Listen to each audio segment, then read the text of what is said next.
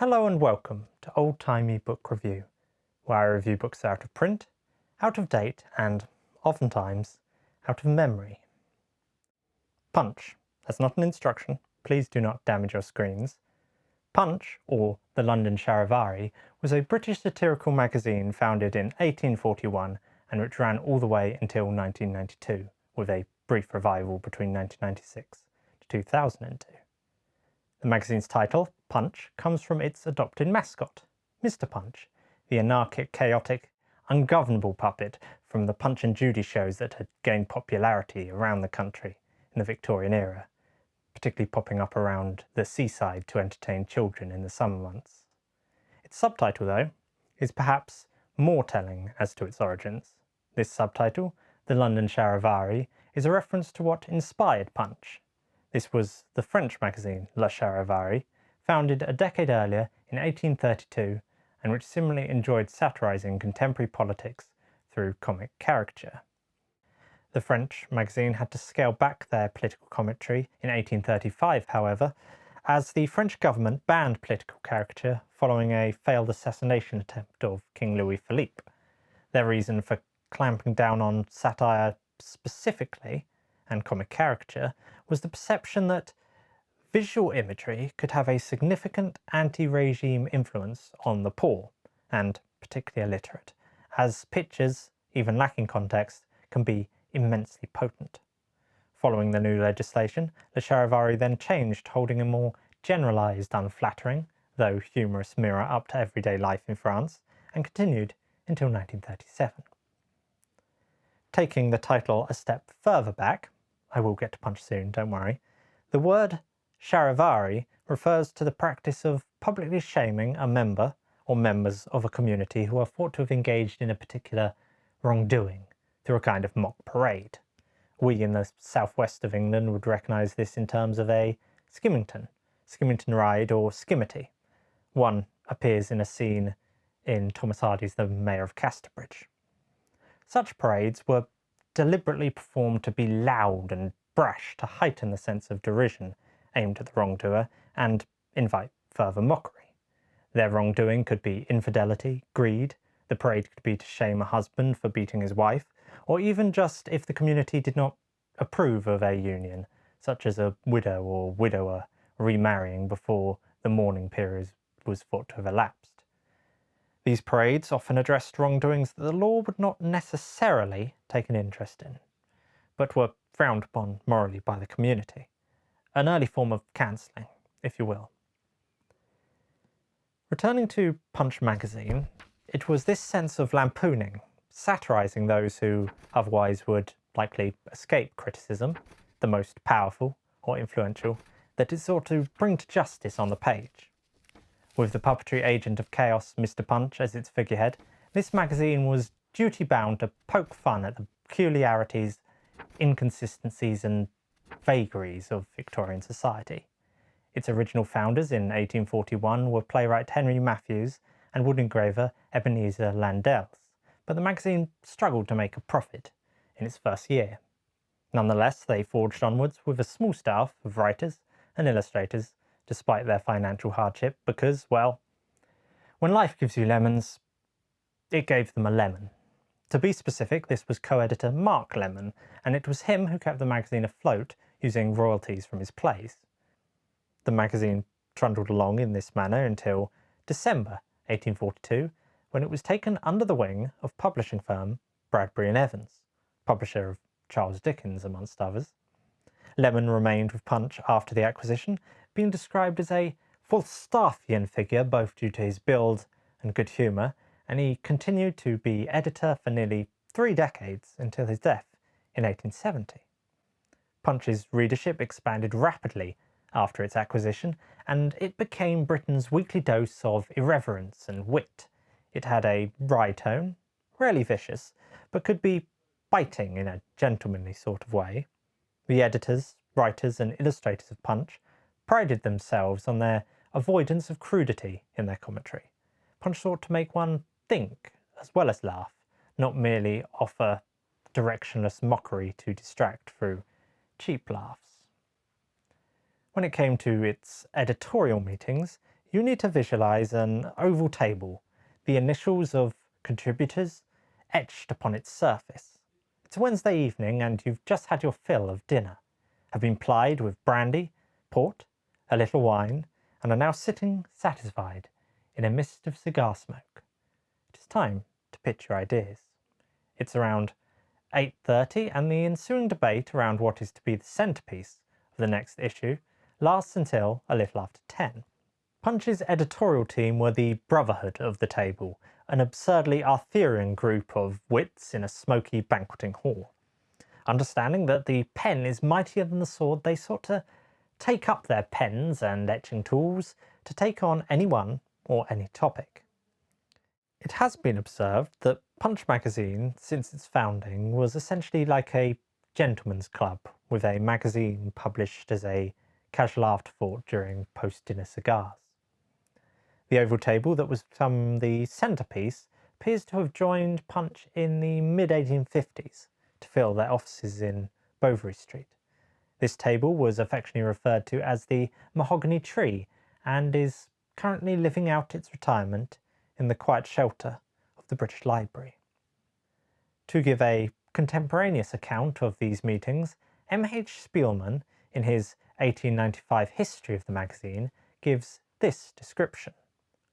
In describing the Punch dinner, I show how the merry meeting lapses by a natural transition from pleasure to work and ends with the evolution of the cartoon, how the mist of talk, vague perhaps and undecided at first, slowly develops a bright, nebulous point round which the discussion revolves and revolves until at last it takes form, slowly and carefully, though changed a dozen times, and finally, after being threshed and threshed again, stands in the ultimate form in which next week it meets the public eye.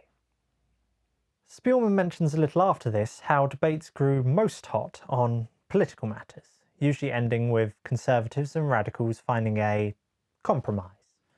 That is to say that while the individuals around the table had their own political sides, the magazine they strived to produce aimed to be non-partisan and to hit all round, and even to praise where they felt it was deserving. Nonetheless, the leaning of Punch magazine was generally in favour of evolving forms of liberalism, to champion the oppressed and to stand up for free speech by example. Punch seemed to foster talent, or at least it was a place that many talented individuals went to for a humorous outlet. The number of illustrators who, at least for a time, contributed to Punch is truly astounding, and its influence, its continued influence, on British illustration really should not be underestimated. It was John Leech in the first decade of the magazine who shaped what would become the iconic look of Punch. And outside of Punch, he's likely best remembered for his illustrations on the first edition of Charles Dickens's A Christmas Carol, helping to create much of the iconography associated with that story. Aside from John Leech, there was also Sir John Tenniel, who became chief cartoonist for Punch in 1850 and remained in the role for over half a century, his incisive drawings giving a visual punch, pun very much intended, to the magazine's satire, and helped establish the modern political cartoon as we know it.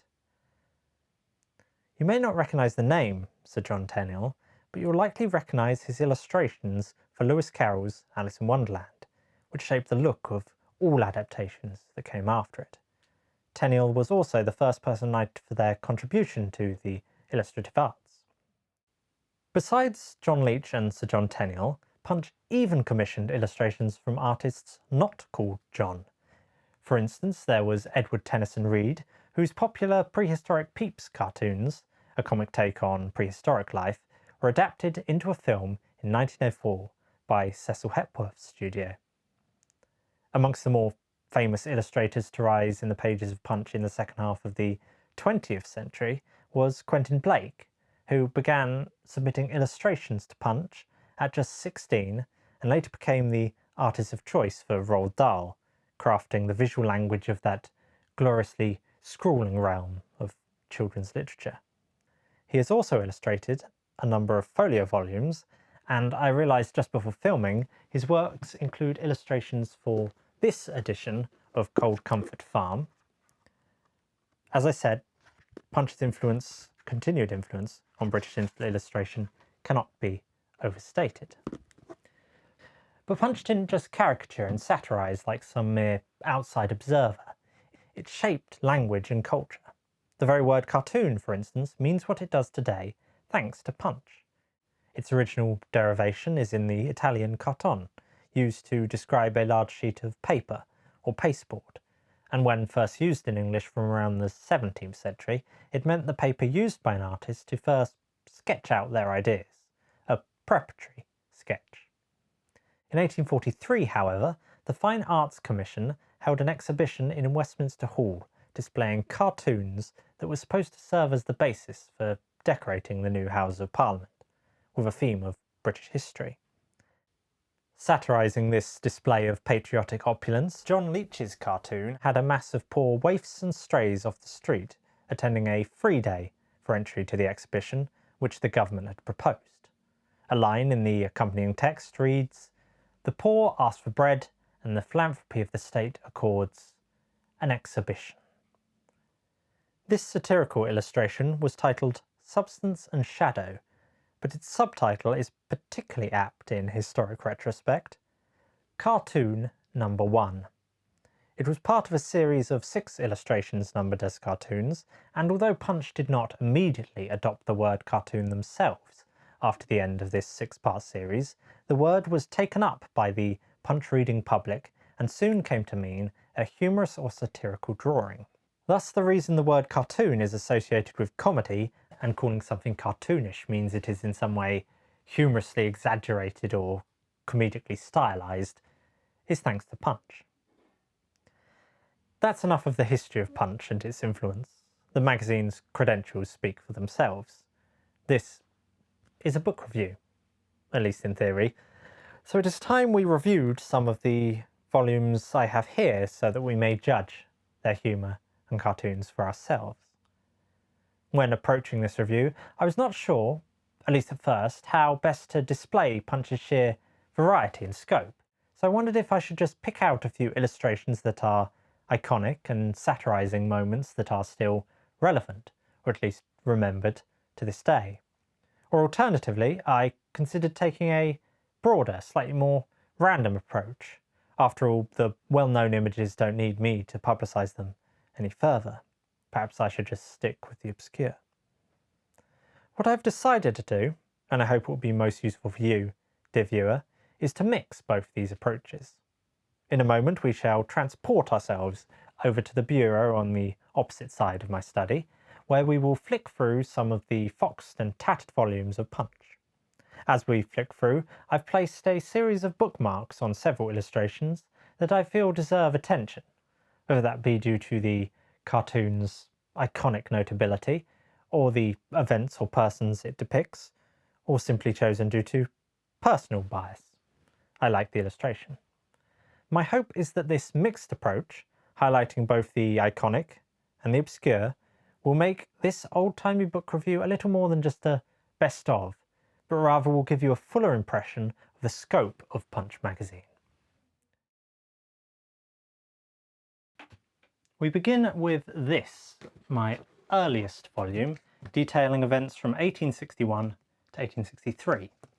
Now, this time period may ring a bell for some of you at home, particularly any American viewers, and so yes, I will start by addressing the big, notable news story of the day. That's right, the London garrotting panic of 1862. When out garrotting, 2 or 3 criminals would work together, one in the front to stall the victim, one behind to serve as a lookout, and the garrotter who would strangle the victim with a cord known as a garrote, or simply their arm, or just some rope or scarf. You can see he's using his arm here. The one in front is then able to bludgeon the victim's head with the aim of making them unconscious. They would then steal any valuables. This became the terror of London in the winter months of 1862. Not the only terror of London we'll be exploring in this review, I might add. Here in the November 29th, 1862 issue of Punch is one particular gentleman falling victim to a garrotter, with the illustration's title being The Garrotter's Friend. Now, this title may seem a little incongruous at first. This interaction doesn't look overly friendly, but the text below sheds some light on the illustration. "Let go, Bill, can't ya? It's our kind non-interfering friend, Sir George Grey." Yes, this is Sir George Grey. For context, Sir George Grey was the Home Secretary at the time and expressed opposition to harsher punishments, physical punishments such as flogging, to be given to petty criminals, including garrotters. Thus, as it says here, he was considered the garrotter's friend.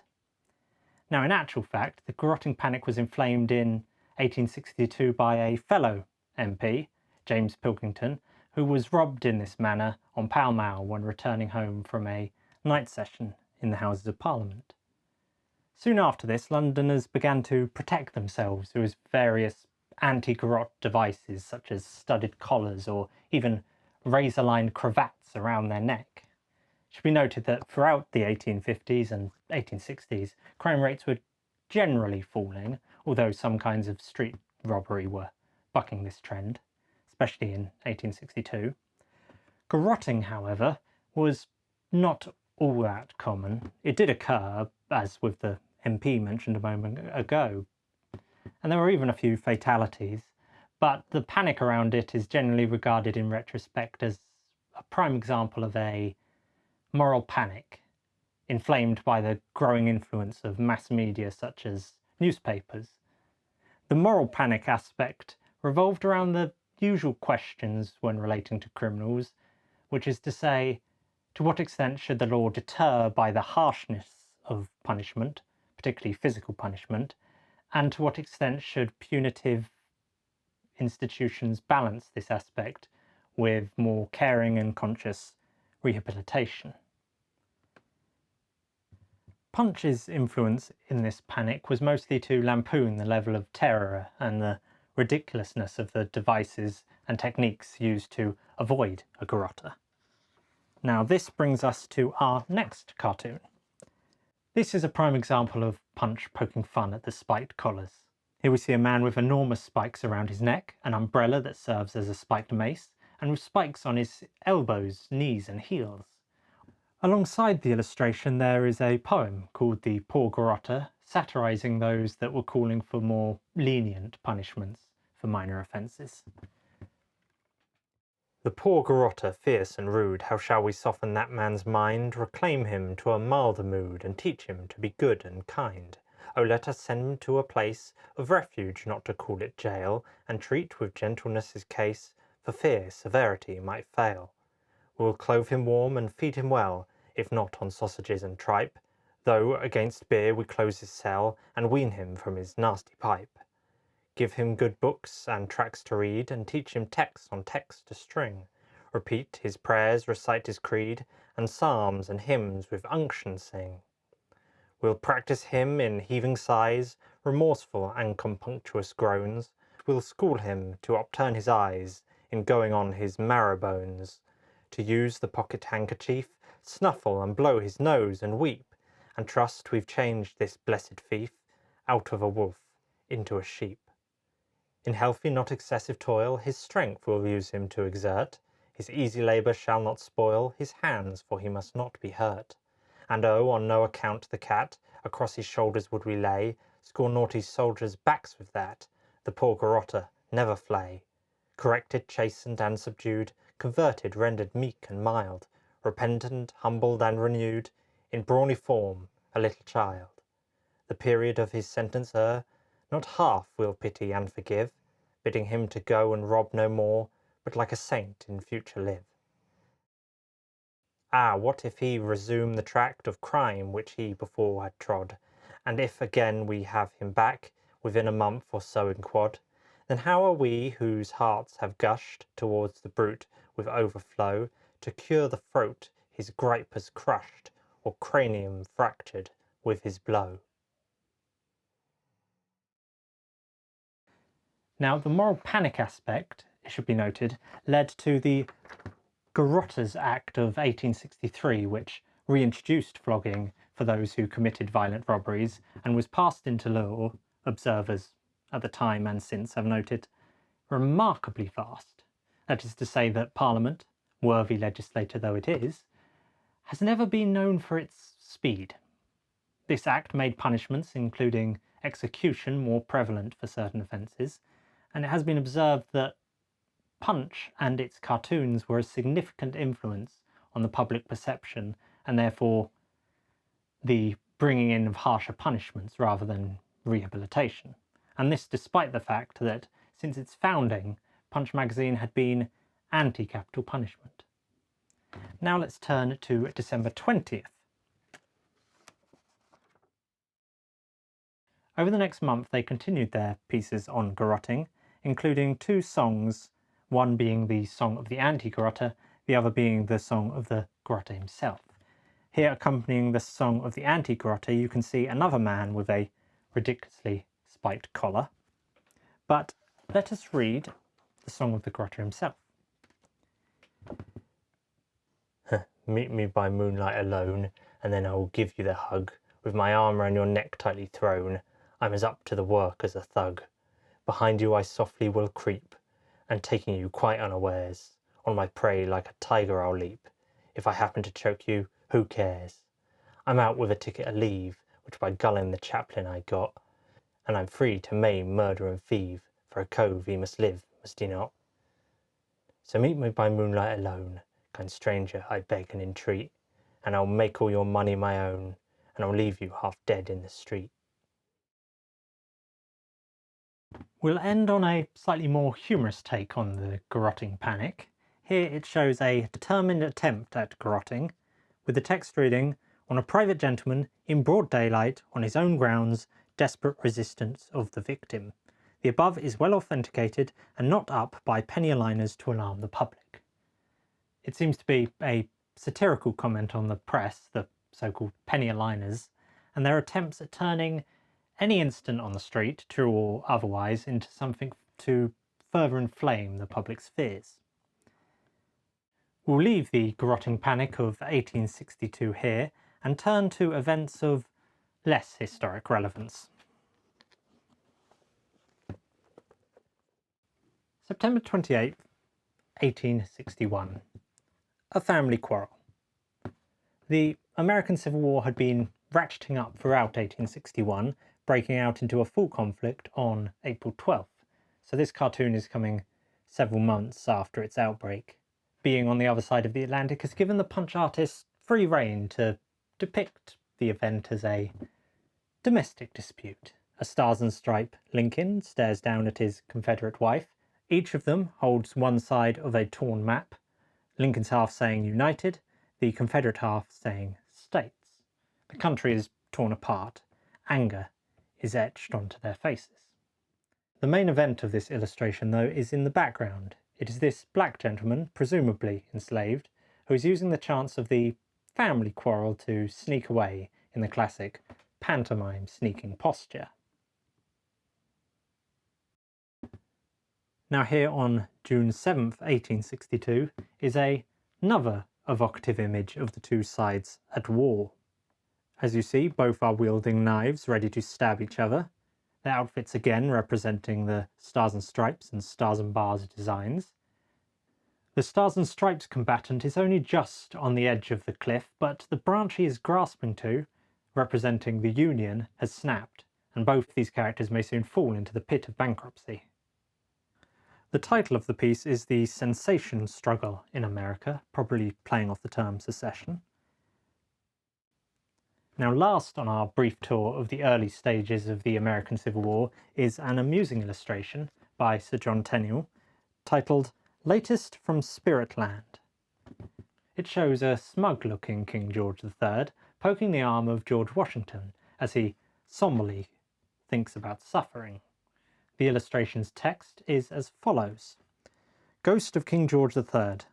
Well, Mr. Washington, what do you think of your fine republic now, eh? What do you think? What do you think, eh? Ghost of Mr. Washington. Humph. Its message is clear. The British Empire at this stage of history is not merely a dominant force on the world stage, but Britain specifically is relatively stable. remarkably stable considering. In this regard, King George III had reason to be a little smug. But to ease the ire of any American viewers of my video, I will note that it does not necessarily insult the figure of George Washington. On the opposite page, and continuing overleaf, is an accompanying comic dialogue between the pair, Washington and George III, where Washington is very much the straight man, very dignified, with King George III, the Mad King, being the humorous driver of the skit. The scene takes place in the Elysian Fields, the nether realm of Spiritland, and is titled The Two Georges. Shade of King George III. What? Yes, it is Mr. Washington. Don't avoid me, don't avoid me, don't avoid me. No ill feelings here, you know. Shade of Mr. Washington. I beg your Majesty's pardon. I was, I believe, lost in thought, and did not observe whom I was approaching. I offer your Majesty my best New Year congratulations on the prosperity of your illustrious descendants. Thanks. Very genteel of you, I am sure. But you were always a gentleman. Yes, all goes well in the tight little island. My granddaughter is the best of queens, my great-granddaughters are the best of princesses, and my great-great-grandbabies are the best of babies. Nothing to say against that. Nothing. The condition of the British Empire must indeed be highly satisfactory to her former ruler. I regret, mutuo nomine, I cannot say the same thing of another nation. Didn't like to mention it first, no, but as you have mentioned it, no harm in saying that there seems to be rather a pretty kettle of fish on the fire in America. It is so, sire, and to avail myself of your Majesty's very graceful and elegant illustration, I fear there is no fairy to step out of the wall and say, fish, art thou in thy duty. Very good, remember that story. Saw it in a pantomime with Charlotte at the Old Drury. We were very fond of pantomime, Charlotte and I. Great fun to see the clown burn his friend with the hot poker. Very good. Suppose you didn't care about pantomimes, eh, Mr. Washington? Too clever for such things. But what's all your cleverness done for America, eh? I own myself disappointed with results, your Majesty, and I wish that the American people had not been such obstinate Tories. Eh? What? American Tories? Come. A little too good, that. American Tories? No, that won't do. Jacobins, radicals, levellers, atheists, destructives, what you like, but not Tories. Everybody knows that. I must, at the risk of being charged with obstinacy, a quality very much repugnant to your Majesty, adhere to my words. What? Tories? What do you mean, Master George? I mean, your Majesty, that if, like Englishmen, the Americans had taken a few revolutions quietly and by instalments, they would not now be murdering one another by the thousand. I don't see. Your Majesty was good enough to come among us about 40 years ago. Since that time, England has emancipated the dissenters. Yes, bad fellows dissenters, no doubt of that, except Quakers and Quakeresses, bad people dissenters. Has emancipated the papists. Yes, very wicked thing to do, sooner have lost my head at Whitehall. Has reformed her parliament. Yes, and quite needless, great mistake, let the mob in, ruin the country. Has abolished the corn laws. Yes, cruel to the farmers, I was a farmer myself, they should never have done it, if I had been alive. Has adopted free trade. Yes, awful error, find it out some day. And has ceased to admit that she did anything wrong in removing the head of a king who forgot his duty. Come, your Majesty, those little matters, spread neatly over 40 years, seem to me to make up a series of revolutions in church and state affairs. Well, yes, if you put it that way, I don't know that you haven't got something to say for yourself. Yes, you hinted that I was obstinate, I understood you, Mr. George, but I don't mind allowing that you have something to say. Yes, sire, and perhaps I may say one more thing while you are in a assenting temper, but for all these revolutions I might not have had the honour of congratulating your Majesty just now upon the prosperity and security of your royal house. As for America, we must wait and see. Vanishes. Eh? He's bolted. Thought I was going to have my victory over him, and he has turned the tables and gained one over on me. I don't mind owning that, as there's nobody to hear me. Yes, there's a good deal to be said on that side. Very rude of him, though, now, come to think of it. I'll go and ask Billy Pitt what he says. 6 revolutions in 40 years? A disagreeable way of putting the matter, very disagreeable. So I'll go and tell it to Charlotte. Exit. What drew me to this dialogue was the voices. It's written marvellously. King George III's mad rambling, his repetitions in threes, and his general whimsy is wonderful, bouncy. Then there is Washington, sombre, thinking about the state of his republic, and speaking respectfully. You get the sense that in the afterlife the two would rather avoid one another, but behave as if there's no hard feelings. It's a never realm where you can just bump into anyone from history, so you get through the conversation and then, at a convenient point, fade away. Other than just appreciating it as an amusing skit, it also tells us a little about the culture of the time and the expectations of Punch's readership. First is the fact that, well, quite simply, it's laid out like a stage play. This hints at a strong theatrical tradition in Britain, in plays, pantomimes, and the stage variety shows known as revues, which fairly often had comic skits. This scripted dialogue format, in fact, was quite common in Punch. The second point of note is that the writer has at least some expectation that the reader will know a little Greek mythology, having set the scene in the Elysian fields, Elysium. The quote about the fish, fish, fish, fit, fish, fish, fish, art thou in thy duty, appears to be a reference to the Arabian Nights. Now last is the dialogue itself, which references a number of events in British political life, a series of reforms over the last 4 decades, reminding the reader that peace and stability are not certainties and should not be taken for granted. It's that point actually that I think most stands out in this scene. Washington appears to be reflecting sorrowfully that the sad state of affairs in the United States could have been dealt with through political reform rather than war. The sketch, though funny in its setup, is tinged with a melancholy around a tragedy, an ongoing slaughter that could have been averted if level heads had prevailed. Oh, one last thing. This is written in 1863, so around 87 years are between this illustration and the Declaration of Independence, which is less time than between now and the Great War. I find it helpful to orient myself sometimes in history to get a fuller appreciation of things. George Washington died in 1799, so nearly 64 years earlier, but King George III lived all the way until 1820, meaning that a fair few readers of Punch and writers would have been born in his reign. We'll leave Washington and the Americans here now, though, and again turn to the Victorian grandbabies of King George III. There is one further illustration in this volume that caught my interest. Here we are. It appears to me to suggest the fine modern irony that those who most speak of peace often tend to also be those who have the largest guns.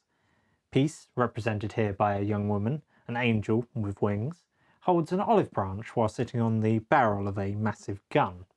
An Armstrong gun by the look of the design. The international exhibition that the text refers to took place from May to November 1862 in South Kensington, London, around the location where the Natural History Museum and the Science Museum now stand.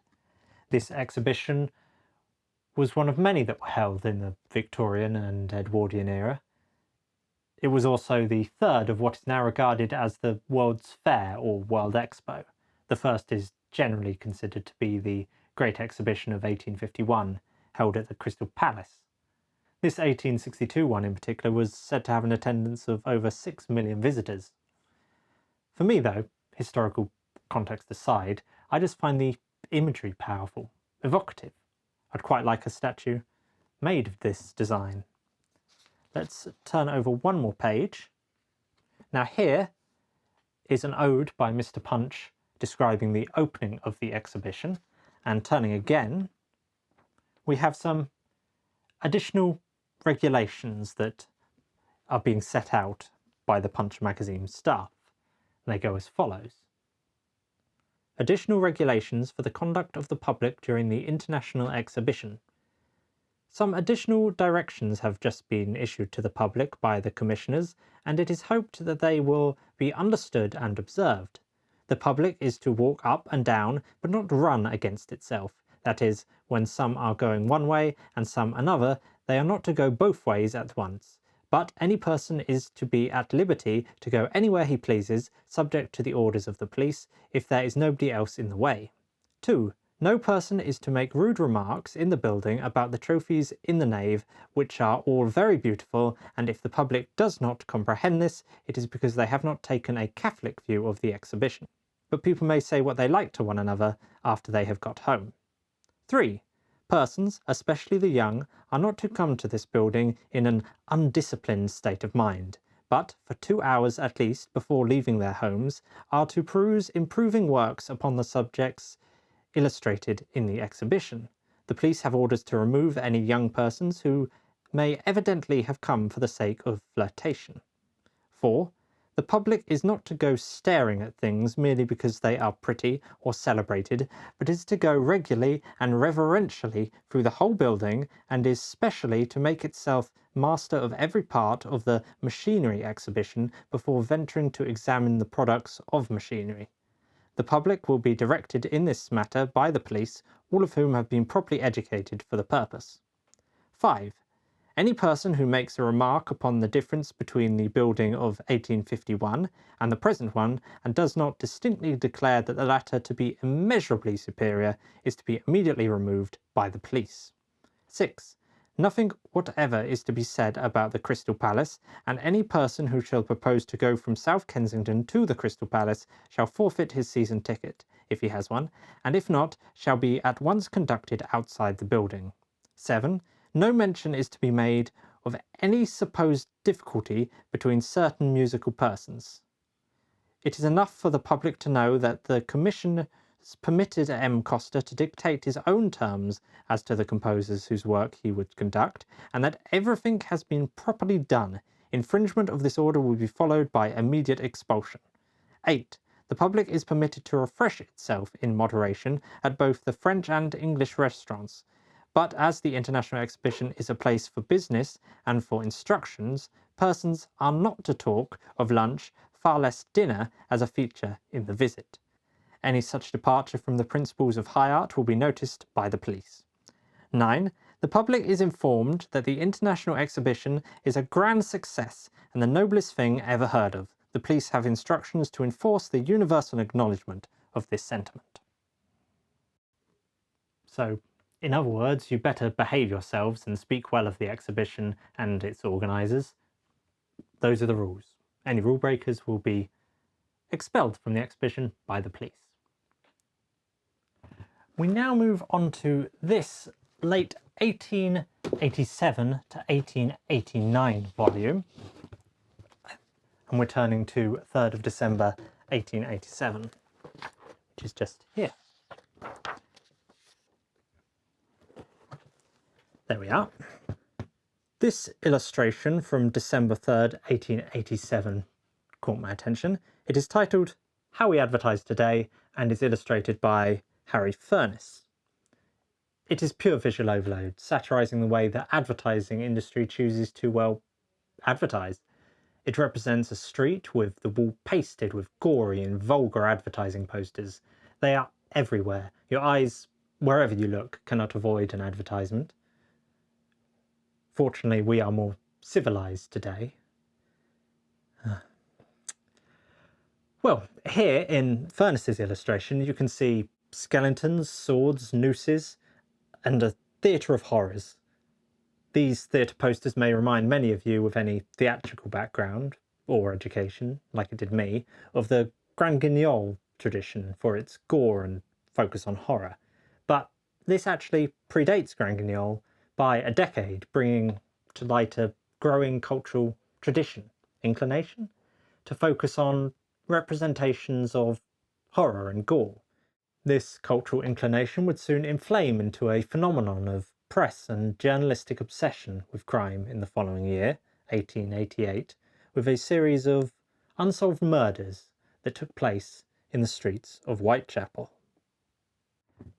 It is September 22nd, 1888, and you are opening up your latest edition of Punch. You're not satisfied, maybe even a little afraid if you're a woman living in the East End of London. Since August 31st, the killer who brutally murdered Mary Ann Nichols continues to roam free. In that time there has been another victim too, Annie Chapman, who was killed on the 8th of September. It's now been 2 weeks, a fortnight. No one has been caught, or at least the killer has not been caught, despite the police's stumbling efforts. Of course, these dingy enclaves of London, Whitechapel and Spitalfields, are hardly known as the safest of streets. And in fact, since April, there have been other such killings. Nonetheless, there was something different with these two. In the press, this was the start, in many ways, of a new strain of sensationalism that has lasted to the modern day. A sensationalism that has fed upon and fed a phenomenon that existed quietly before, but with mass media became of national and international interest. The phenomenon of the serial killer. And on that matter, back to 1888, when were the police going to catch the nameless killer? The illustration here, again by Sir John Tenniel, depicts a game of blind man's buff, as played by the police. It is clearly satirising the police's inability to catch the killer, this blindfolded policeman surrounded by dubious-looking fellows as he waves his arms around, unable to grab a single one of them. Other than satirising the police, it also reflects the public's dissatisfaction with the fact that justice has not been served. On the opposite page there is a fuller poem which, reading through it, teems with anger as well as clever wordplay. I'll just read the concluding part. How long the voice of sense seems, what time the sordid spectre of the slum, ruthless red-handed murder sways the scene, mocking of glance and merciless of mine. Mocking, ah yes, at law the ghoul may laugh, the sword is here as harmless as the staff. Of crippled age its sleuth-hounds are at fault, justice appears not only blind but halt. It seems to play a merrily blinkered game, blundering about without a settled aim, like boys at blind man's buff, a pretty sport, for law's sworn guards in rascaldom's resort. The bland official formula today seems borrowed from the tag of nursery play. Turn round 3 times upon no settled plan, flounder and fumble and catch who you can. It is a week later and the culprit has still not been caught. But the much publicised Dear Boss letter on the 25th of September has given a name to the killer. Jack the Ripper. With the Dear Boss letter he gained his name, but this illustration by Sir John Tenniel in many ways gave him his most famous visage. A gruesome, knife-wielding spectre haunting the slums, crime etched upon his forehead. He is semi-ephemeral, you can see through him, and he appears to have no legs. He's not a man as much as a spectral embodiment of crime, the nemesis of neglect.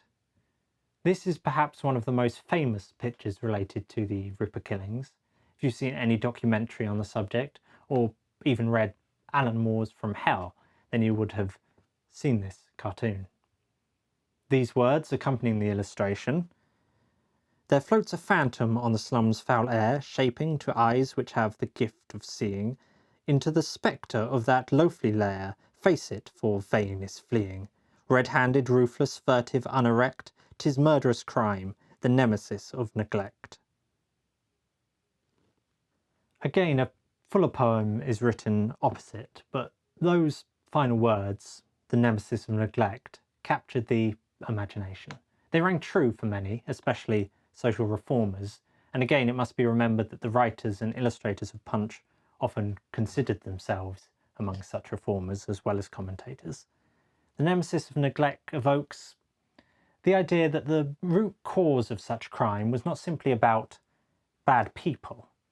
It was about the social neglect of whole communities, of poverty, of slums that had been known to be slums for decades, but there has been no intervention to bring the inhabitants out of their destitution and increasing degradation. It's this situation that makes those living in such areas easy victims. It's not just about the catching of a killer, but saving the neglected from the nemesis that is crime. Our last illustration on this subject comes 2 weeks after the so-called double event, the murders of Elizabeth Stride and Catherine Eddowes, which took place on September 30th. This is now October 13th. This cartoon appears to show two criminals complimenting the police, calling them a fine body of men as a policeman just strolls past, and commenting upon how there's so few of them. The dissatisfaction with the fact that the killer has not been caught is, again, clear.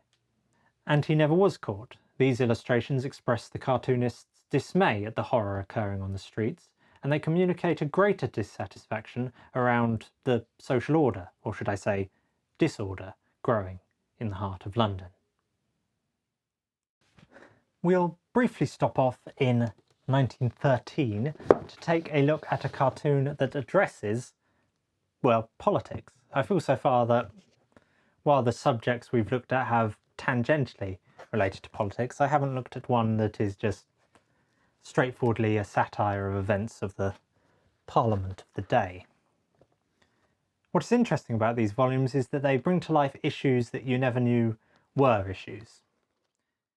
It's April 16th, 1913.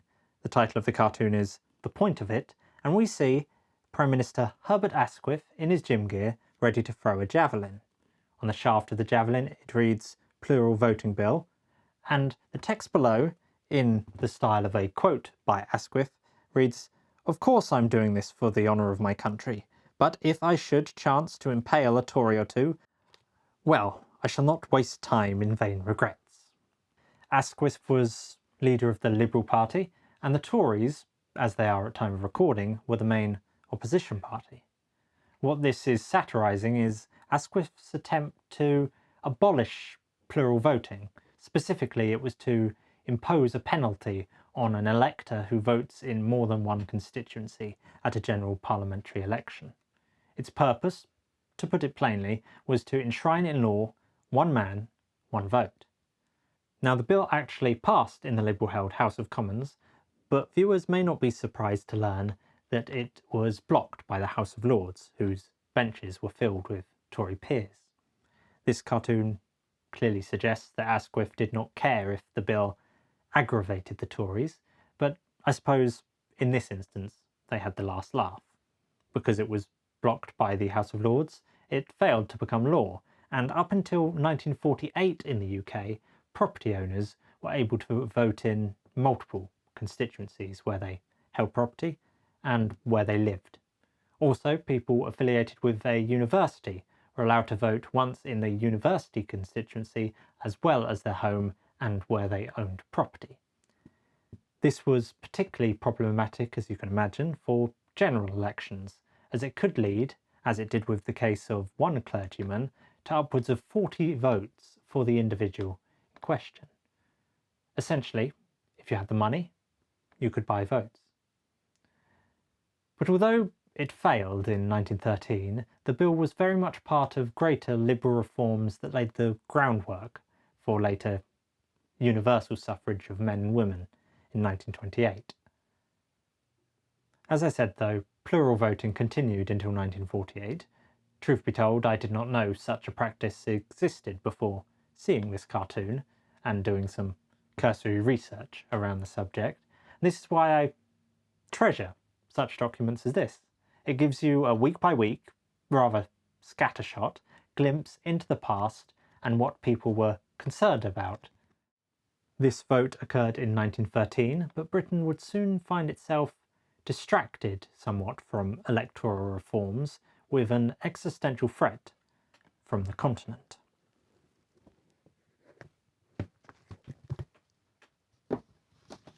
For a book review of a satirical, funny magazine that started in the Victorian era, I fear I've chosen some heavier subjects. Garrotting, the American Civil War, Jack the Ripper, the vain fight against corrupt Tories.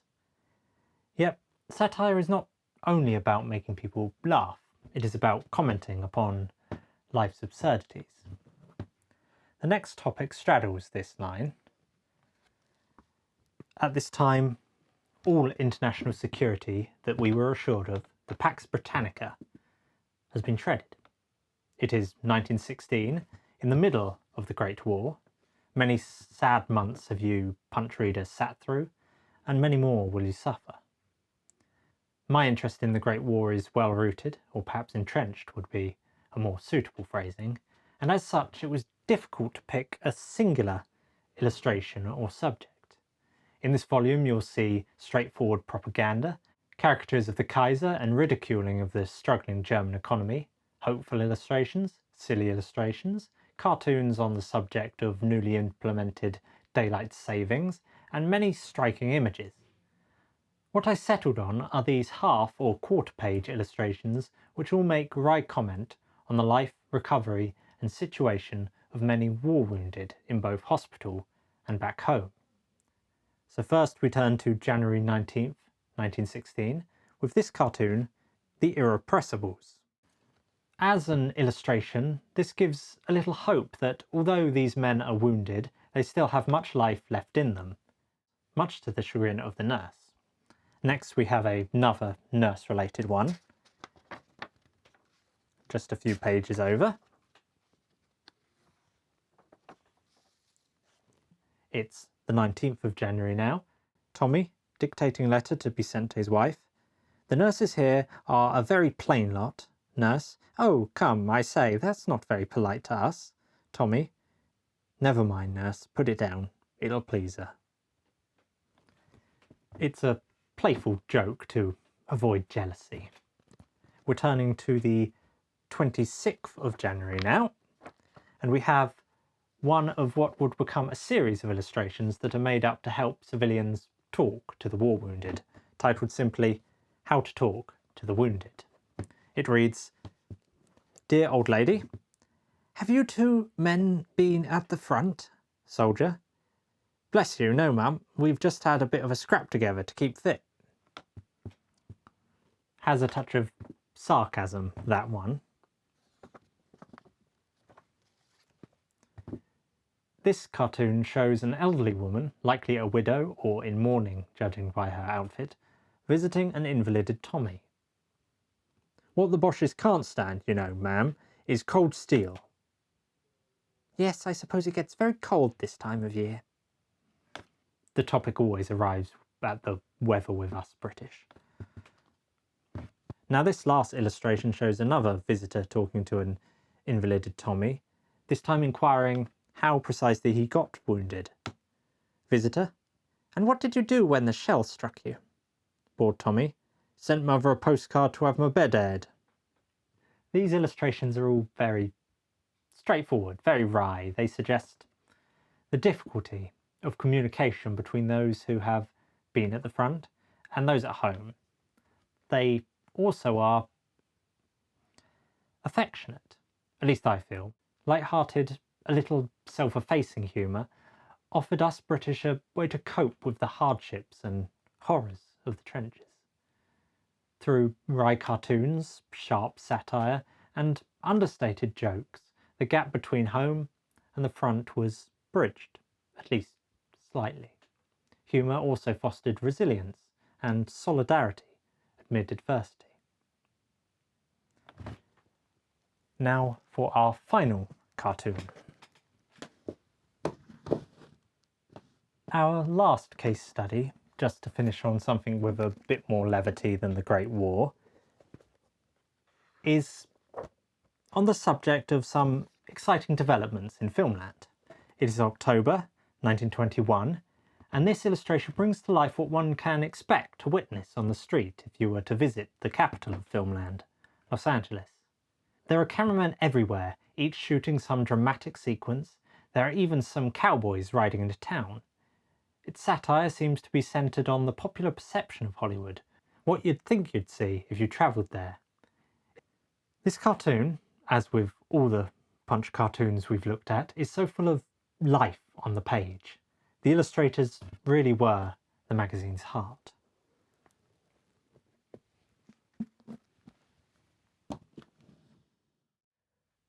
Throughout the reign of Queen Victoria and into the 20th century, Punch was the oracle of the day. Its stable of writers and artists included a who's who of British literary talent. William Makepeace Thackeray, writer of Vanity Fair, A.A. Milne, before Winnie the Pooh, and writer of the Jeeves and Wooster stories, P.G. Wodehouse. These among many others. The magazine's blend of satire, parody and social commentary made it home to gentle absurdities and nonsense verse, the sort that would inspire Lewis Carroll and Edward Lear. It offered up biting takes on fashion, science and the foibles of British life, punctuated with puns, limericks and running gags that kept the readers wanting to pick up issue after issue, week after week. As the Victorian era gave way to modernity, Punch adapted, sometimes more successfully than others. As we saw with their illustrations, they deployed gallows humour during the Great War, as well as pointed patriotism, and in the interwar years they faced new competition from upstart rivals and changing tastes. Still, Punch retained its status as a British institution, a weekly tradition that could be as comforting as it was confrontational. The Second World War put Punch's satirical skills to the test once again. It poked fun at both Nazis and home front bureaucracy, offering a release valve for a nation under siege. After the war, Punch's influence began to wane somewhat, as television and new forms of entertainment jostled for attention. However, there's a final act twist. In the 1950s and 1960s, Punch experienced a remarkable resurgence, with vibrant new talents such as cartoonists Ronald Searle, creator of the St. Trinian's cartoons, and Gerald Scarfe, later graphic artist for Pink Floyd's The Wall album and production designer on Disney's Hercules. By the end of the 20th century, however, Punch was struggling. The age of mass media and the rise of the internet made it harder for a weekly print magazine to hold its once dominant place amongst the faster-paced news cycle. Despite an attempted relaunch in 1996, Punch definitively closed its doors in 2002. It had, for over 160 years, been a bastion of satirical journalism, of free expression that did not fear punching up, of laughing at those in power, a crucible for young illustrators of British humour, and of political cartoons that gave, and continue to give, a knowing chuckle of recognition from readers at the silliness of the world. Issues of Punch remain, as much as any stolid history book, a historical record of the British cultural psyche and world affairs. Punch did all this, which I have framed also grandly, through just two three-letter words: wit and art. The great 19th century polymath and art historian John Ruskin referred to Punch as the immortal periodical. Even though it may no longer be in print, it remains the watermark for satire. In fact, at time of recording, the first image on the Wikipedia article on the subject of satire is the cover page of a Punch magazine. Thus, through the people whose talent it nurtured and the cartoons it created, Punch's legacy lives on.